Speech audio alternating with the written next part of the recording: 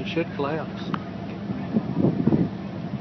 There, looks like it's jumped out the window.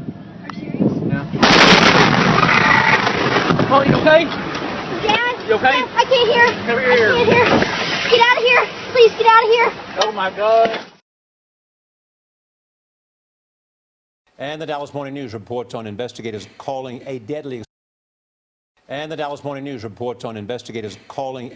explosion at a fertilizer plant an intentional criminal act.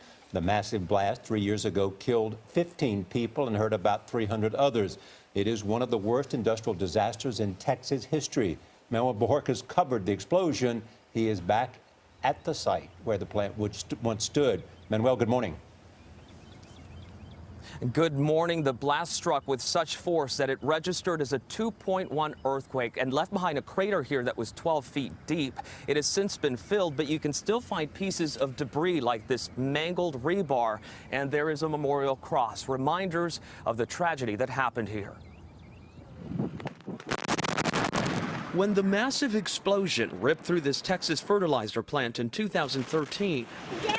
You okay? I can't hear. Come here. I can't hear. it leveled part of the small town of West.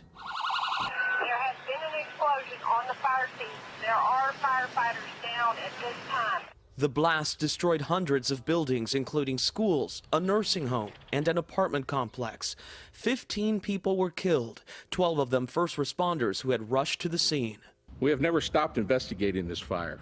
Wednesday, after more than 3 years and a more than $2 million investigation, federal authorities revealed the fire that sparked the explosion was deliberately set in a seed room at the facility. The fire has been ruled as incendiary. This means this fire was a criminal act. During their investigation, authorities said they rebuilt part of the plant in their lab, conducted more than 400 interviews, and analyzed evidence found as far away as 2.5 miles from the blast site. There's anger, there's confusion, there's frustration. Just days after the blast, we first met Pastor John Crowder and his family, who lost their home.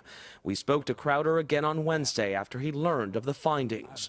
I really was surprised. I had settled in my mind that they were going to say it was some kind of electrical problem. It's hard to think that somebody would intentionally set that fire. Exactly, exactly. Authorities did not name any suspects. It just makes you mad.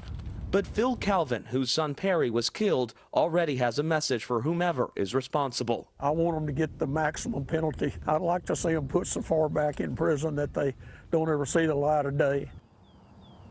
Federal authorities are offering a $50,000 reward for any information leading to an arrest. They say they believe their investigation is headed in the right direction, but they need the public's help to, quote, get them across the finish line. Nora? Really interesting indeed, Manuel. Thank you so much.